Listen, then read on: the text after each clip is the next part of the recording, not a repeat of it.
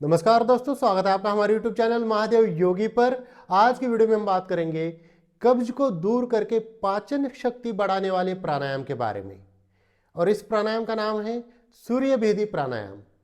बहुत ही महत्वपूर्ण वीडियो होने वाला है, क्योंकि सूर्य भेदी प्राणायाम बहुत सारे लोग गलत तरीके से करते हैं।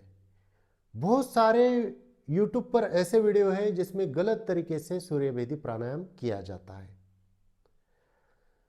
इस प्राणायाम के बारे में डिटेल्स में जानेंगे कि इसकी प्रॉपर विधि क्या है, इसके लाभ क्या है। तो चलिए शुरू करते हैं। सूर्यवेदी प्राणायाम, पहले तो हम विधि जानेंगे। अब देखिए, प्राणायाम क्या है? प्राणों को आयाम देना, श्वासों की गति को धीमा करना, रोक देना प्राणायाम कहलाता है। योग शास्त्र में भी यही डेफिनेशन है इसकी। और कुछ लोग सूर्यभेदी प्राणायाम को क्या करते हैं? सूर्यभेदी प्राणायाम यानी कि क्या? हमारे शरीर में जो नाड़ियां है, ईड़ा नाड़ी और पिंगला नाड़ी, सूर्य नाड़ी और चंद्र नाड़ी। सूर्य नाड़ी यानी कि हमारी राइट नोस्ट्रल, और चंद्र नाड़ी यानी कि हमारी लेफ्ट नोस्ट्रल। तो इसमें क्या किया जाता है कि सूर्य नाड़ी से सांस को अंदर भरते हैं और चंद्र नाड़ी से सांस को बाहर निकालते हैं। इसको कहा जाता है सूर्यभेदी प्राणायाम। लेकिन लोग करते किस प्रकार से हैं? लेफ्ट को बंद करेंगे, सूर्य नाड़ी से सांस को अंदर भरेंगे राइट नोस्ट्रल से, और चाहे वो काउंटिंग करेंगे, चाहे तो 1 2 3 4 5 ऐसे सांस अंदर भरी, 1 2 3 4 5 सांस को छोड़ दिया। मतलब सांस को बस इस साइड से लिया, इस साइड से छोड़ा, लिया और छोड़ा। तो आप नॉर्मल भी तो सांस ले रहे हो और छोड़ रहे हो। प्राणायाम कहाँ हो रहा है? प्राणायाम में सांसों की गति को धीमा करना होता है, रोकना होता है, वह प्राणायाम है। इसको प्रॉपर तरीके से इस तरह से किया जाएगा। किसी भी आसन में सुखपूर्वक बैठ जाइए, नीचे नहीं बैठ सकते तो चेयर के ऊपर बैठ जाइए। रीढ़ की हड्डी को सीधा रखिए, गर्दन को सीधा रखिए। लेफ्ट हैंड से कोई भी मुद्रा लगा के आप रखिए, जो भी आपको सूट करते हो। जो वजन घटाना चाहते हो इस प्रकार से सूर्य मुद्रा लगाइए, जो बढ़ाना चाहते हो पृथ्वी मुद्रा लगाइए, या कोई भी इस प्रकार से मुद्रा लगा के रखिए। राइट हैंड से आपको ये जो इंडेक्स फिंगर और मिडल फिंगर है, इनको मोड़ देना है। विष्णु मुद्रा इस प्रकार से आपकी बन जाएगी। राइट नोस्ट्रल को बंद करने के लिए अंगूठे का यूज करेंगे, लेफ्ट नोस्ट्रल को बंद करने के लिए ये दोनों उंगलियों का यूज करेंगे। सीधा बैठने के बाद आराम से राइट नोस्ट्रल से सांस को अंदर भरना है। पूरी तरह से सांस भरने के बाद उस सांस को अंदर ही रोक कर रखना है।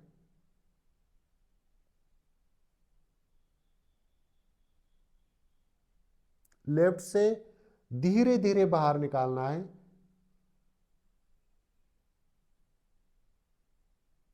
जब दूसरी सांस भरेंगे तो फिर राइट से अंदर भरेंगे, रोकेंगे और लेफ्ट साइड से धीरे धीरे धीरे बाहर निकालेंगे। अब ये सांस भरने का, रोकने का और निकालने का विधान क्या है? 1 4 2। यानी कि आपको सांस को अंदर भरने में अगर मान लीजिए 5 सेकंड लगे हो, तो 4 यानी कि 20 सेकंड उसको अंदर ही रोक के रखना है, यानी कि कुंभक करना है। सांस लेना यानी कि पूरक, पूरक में जितना समय लगा उससे 4 गुना कुंभक करेंगे, यानी कि अंदर रोक कर रखेंगे। और उसके बाद उसका 2 गुना मतलब डबल टाइम रेचन में लगाना है, सांस को निकालने में लगाना है। तो मान लीजिए आपको सांस को अंदर भरने में 8 सेकंड लगे, तो 32 सेकंड होल्ड होगा और 16 सेकंड आपको निकालने में लगाने हैं। लेकिन जो नव अभ्यासी है वे इतना ना कुंभक कर पाते ना रेचक में टाइम लगा पाते। नॉर्मली क्या होता है लोगों का कि सांस भरते हैं, रोकते हैं, लेकिन छूटती इतनी जल्दी है कि लेने में जितना समय लगा उससे भी कम समय में छूट जाती है। तो ये सही तरीके से होगा कैसे? सिर्फ और सिर्फ अभ्यास से, प्रैक्टिस से। प्रतिदिन आपको करना पड़ेगा। आप स्टार्टिंग में इस प्रकार से भी कर सकते हैं, जब तक आपका अच्छे से अभ्यास ना बढ़े, कि आराम से पूरक कीजिए, यानी कि सांस को भरिए और यथाशक्ति होल्ड कीजिए। भूल जाइए 4 गुना ही करना, यथाशक्ति होल्ड कीजिए। जितनी आपकी होल्ड करने की क्षमता है उतना होल्ड कीजिए, और फिर धीरे धीरे धीरे सांस को फील करते हुए आराम से निकालिए। स्लो सांस छोड़ने में फोकस कीजिए। धीरे निकालनी है, लेकिन पूरी सांस बाहर निकालनी है। पूरक भी करेंगे तो आराम से ही करेंगे, लेकिन ज़्यादा क्वांटिटी में सांस भरेंगे। कुंभक यथाशक्ति कीजिए, नहीं तो ऐसा ना हो कि 4 गुना बोला है तो आपको सांस भरी 5 सेकंड या 6 सेकंड में, और फिर उसका 20 सेकंड या 24 सेकंड होल्ड करने के चक्कर में इतनी क्षमता नहीं है, फिर भी जबरदस्ती रोक के रखे तो एकदम से सांस छूट गई। या जबरदस्ती नहीं करनी अपने साथ, शरीर की क्षमता को पहचान कर उसके अनुसार अपने आप को ढाल देना है।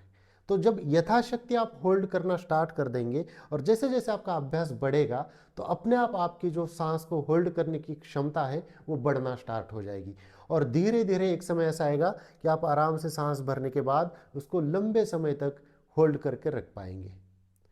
योग शास्त्र में जो विधान आता है सांस रोकने का और निकालने का, वो ये है 1-4-2। लेने में जितना समय उससे 4 गुना होल्ड और डबल टाइम निकालने में। और इस प्रकार से जब आप इसको बार बार करते हैं तब ये हो जाता है प्रॉपर सूर्यभेदी प्राणायाम। ऐसा नहीं कि बस करना है इसलिए आवाज आ रही है, ये नहीं होता प्राणायाम। आराम से शांति से, गर्दन की मूवमेंट नहीं, शोल्डर की मूवमेंट नहीं, पता भी नहीं चलना चाहिए आसपास के हम सांस ले रहे और कब छोड़ रहे। सांस लेने की और छोड़ने की आवाज तो खुद को भी नहीं आनी चाहिए। इस प्रकार से आपको इस प्राणायाम को करना कितनी देर है, अब इस पे डिपेंड करता है। जैसे ये जो प्राणायाम है आपके शरीर के अंदर गर्मी को बढ़ाता है, तो जो पित्त प्रकृति वाले हैं उनको इसका अभ्यास ज्यादा नहीं करना चाहिए। कितने, 3 चक्र, गर्मी के दिन हो 3 चक्र कीजिए, 3 बार कीजिए या 5 बार कीजिए ज्यादा से ज्यादा। ठंड के दिन हो तब आप इसको 7 राउंड या 9 राउंड तक बढ़ा सकते हैं, पित्त प्रकृति वाले। अब दूसरे, यह प्राणायाम कफ दोष में और वात दोष में बहुत लाभदायक है। कफ विकारों में बहुत फायदे हैं इसके, वात विकारों में बहुत लाभदायक है। तो जिनका भी वात की समस्या है, शरीर में दर्द रहता है, जोड़ों में, घुटनों में, पीठ में, गर्दन में दर्द रहता है, शरीर में अकड़न रहती है, ठंड बहुत ज़्यादा लगती है, ऐसे लोगों को ये प्राणायाम ज़्यादा करना चाहिए। तो इसका जो विधान है 5 राउंड, 7 राउंड, 9 राउंड, 11 राउंड से लेकर आप 21 राउंड तक आप कर सकते हैं। अब यहाँ पर किसी को ज़्यादा करना सूट नहीं करेगा, किसी को कर सकता है। जैसे कोई हाई ब्लड प्रेशर वाला है तो उनको ज़्यादा नहीं करना चाहिए, लेकिन अगर कोई लो ब्लड प्रेशर वाला है तो उसको ज़्यादा सूट करेगा। तो ये आपके ऊपर है कि आपकी आवश्यकता आपके शरीर की क्या है, उसके अनुसार यह प्राणायाम करना चाहिए। तो ये प्राणायाम वात विकारों में भी बहुत लाभदायक है। पेट से संबंधित समस्या में, इनडाइजेशन की समस्या, खास करके गैस बनती है, पेट में दर्द रहता है, कॉन्स्टिपेशन रहता है, खुल के पेट साफ नहीं होता, ऐसे लोगों को यह प्राणायाम बहुत लाभ पहुंचाता है। यह ब्लड सर्कुलेशन को भी इंप्रूव करता है, नाड़ियों को भी यह प्राणायाम काफी लाभ पहुंचाता है।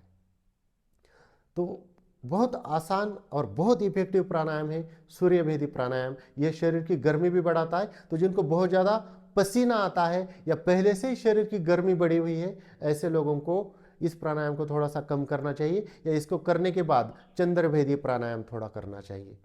तो दोस्तों ये थी कुछ जानकारी सूर्यभेदी प्राणायाम के बारे में। इसी प्रकार से और जानकारी के लिए हमारे चैनल को सब्सक्राइब कीजिए, इस वीडियो को लाइक कीजिए, अपने दोस्तों के साथ शेयर कीजिए। स्वस्थ रहिए, मस्त रहिए।